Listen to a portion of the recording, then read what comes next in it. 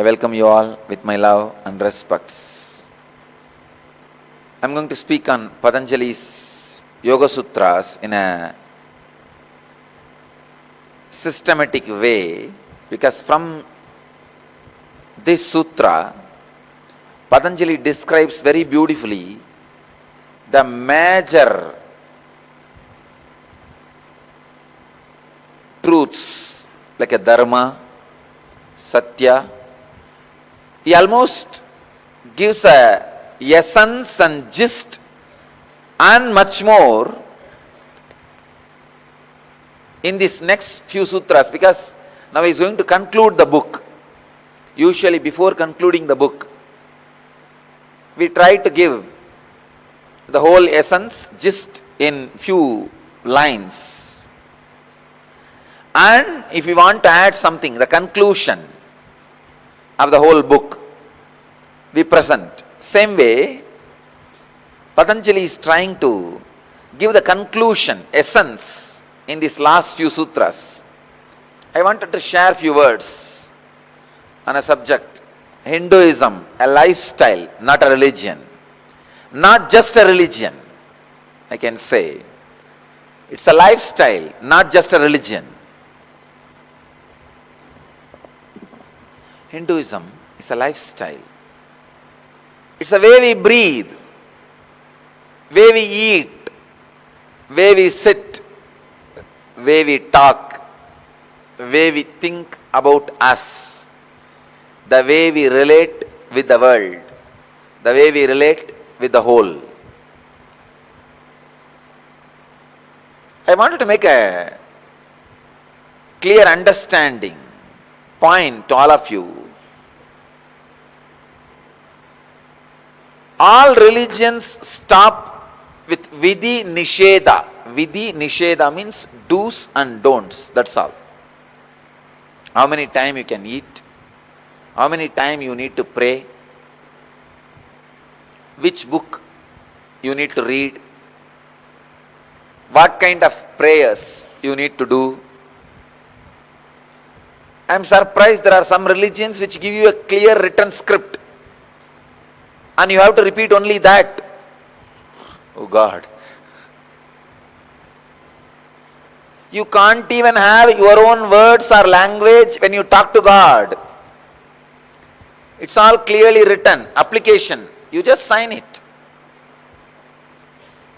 Even in application, you have a freedom to fill few words. But here, you don't even have that freedom. Just sign, that's all. Because that kind of religions bother only about how many more signatures they receive. They are not bothered about fulfilling you. They are on signature campaign. There are some religions which does not think beyond signature campaign. There are some religions, not some, almost everything except the Vedic tradition stops with vidhi nisheda, do's and don'ts. Do this, don't do this, that's all. But religion originally is inner science, exploration into the mystery which is beyond an outer logic, beyond actions and inactions. Please understand. Religions which stop with do's and don'ts became popular because politicians can easily use it. Because politics, controlling others, is nothing but do's and don'ts.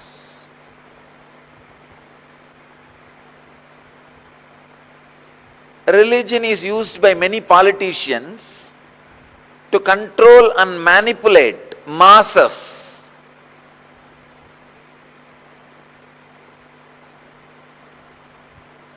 Please understand. Religion should not mix in politics. Politicians should be secular. When I say secular, I mean collecting the essence of all religions and radiating it. Same way, religious leaders should not become secular. They have to stand with their religions.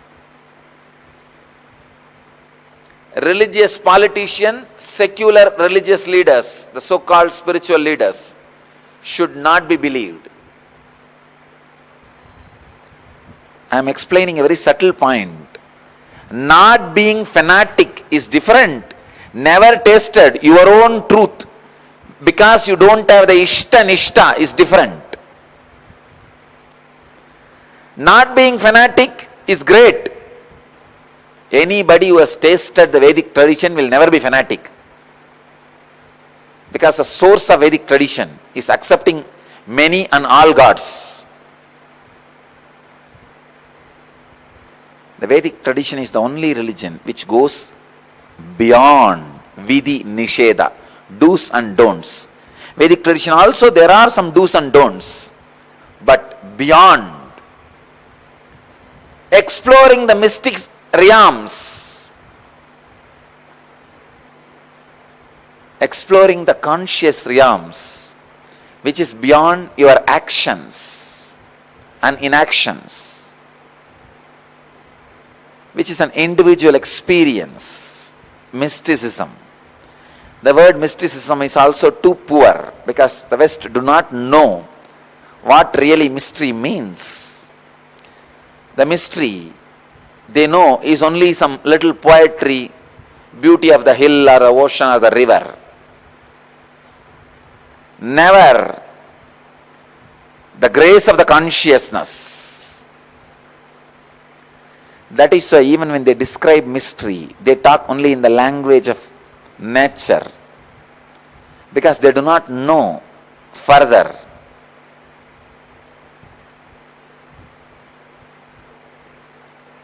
Vedic tradition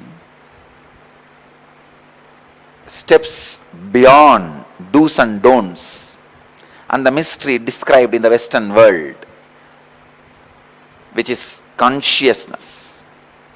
It steps beyond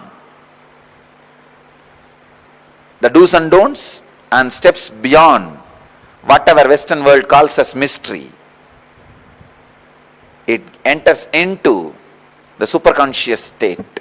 Still I am struggling how to make you understand there is something beyond do's and don'ts.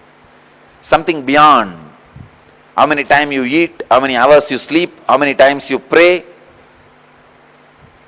Beyond all this, there is something which never gets touched by any of your actions or inactions, which runs as the core, as the extraordinary science.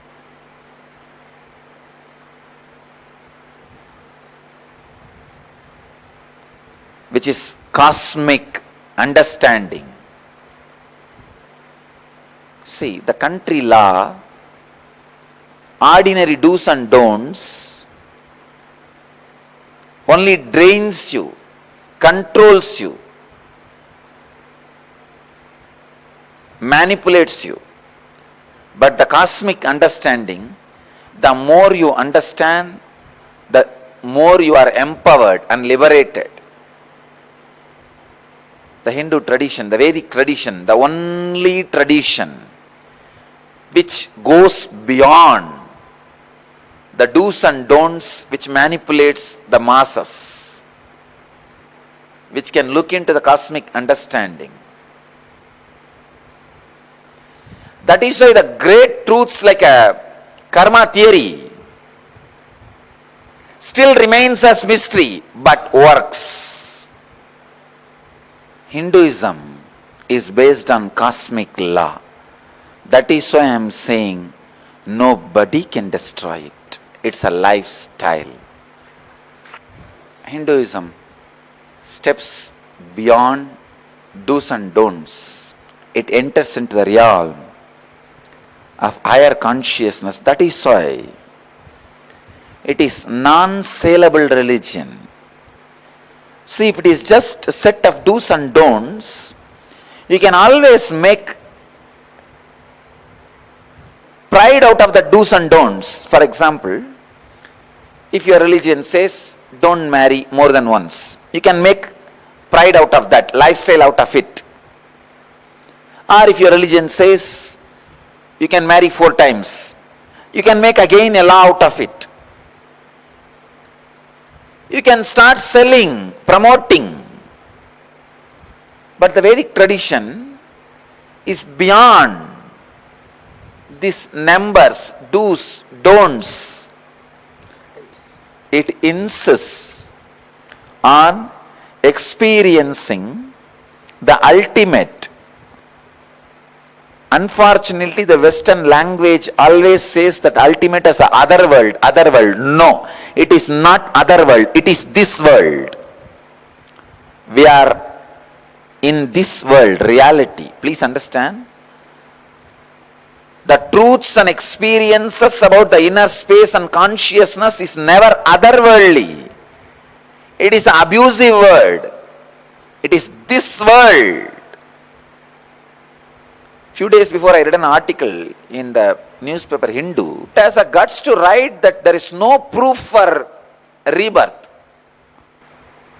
Millions of researches have happened now in modern day, and more than 70% of American citizens believe in rebirth. It is not just belief, it is an understanding.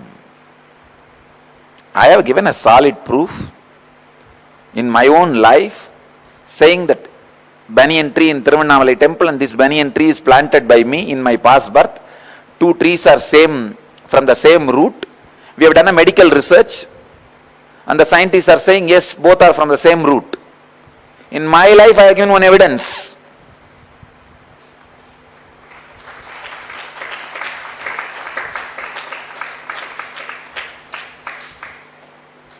I'll spend more time and get more and more solid evidences about this rebirth and all that.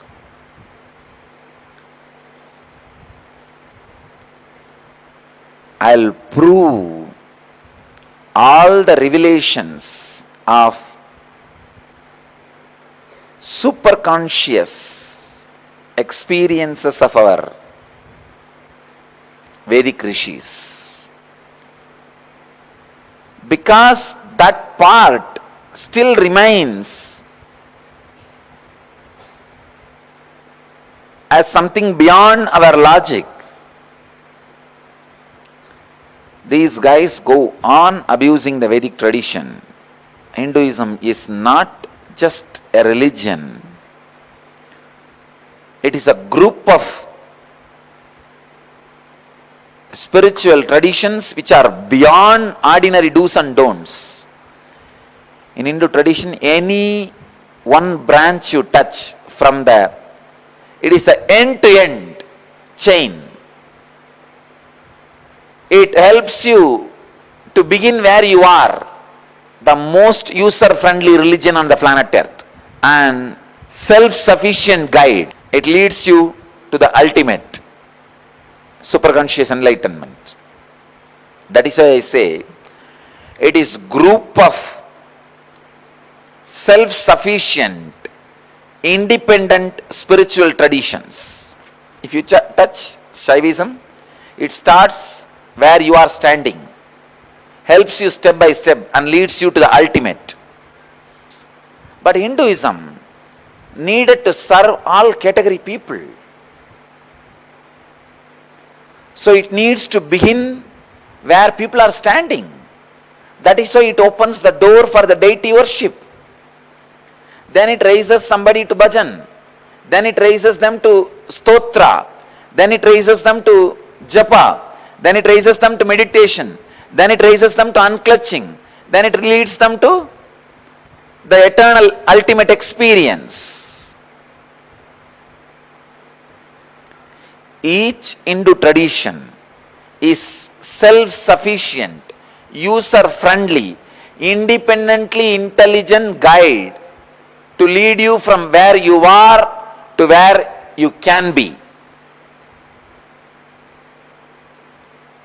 That is why I say it's lifestyle, not just religion. Secularism is the invention of the people who are not able to fit themselves into the cookie cutter religions. In India, there was no secularism because we never had a cookie cutter religion. We had thousands of choices. So they can choose between one tradition to other tradition. They don't need to completely deny the whole thing. India never had secularism. Even the atheists, not like modern day atheists, the intellectually rich, intelligent atheists, Charvakas, even they were on tradition. Even in their tradition, they had a proper methods and technology to reach the ultimate. The intellectually rich atheist will never be power hungry and bulldozing all other religions. See, India is a secular country. We have a freedom to practice all religions. It is time we need to give a clear understanding about Hindu tradition as a lifestyle, and all the other religions which are based on do's and don'ts as different religions. I wanted to express 2-3 points in this. First, Hinduism is not just a religion, it is beyond do's and don'ts. And all religions which are just do's and don'ts can be sold very easily. Third, atheism is also one more religion just dependent on do's and don'ts. They do not have anything further than the do's and don'ts. So, the religions which is based just on do's and don'ts, when they try to sell their concepts, make that as a lifestyle, they try to destroy the oldest, greatest lifestyle which is a Vedic tradition, Hinduism.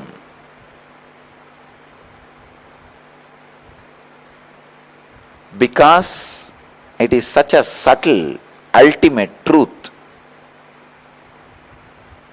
sublime reality, not otherworldly, this worldly. Hinduism is not just do's and don'ts, it's beyond do's and don'ts, it's a lifestyle. Hinduism is a lifestyle, not just a religion. I want all of you to start working which is beyond do's and don'ts, exploring the consciousness by different samyamas, different meditation process, which will lead you beyond actions and inactions. Then you will taste the true Vedic tradition. Let you all achieve, experience, live, express, radiate and share the eternal bliss. Nithyananda. Thank you.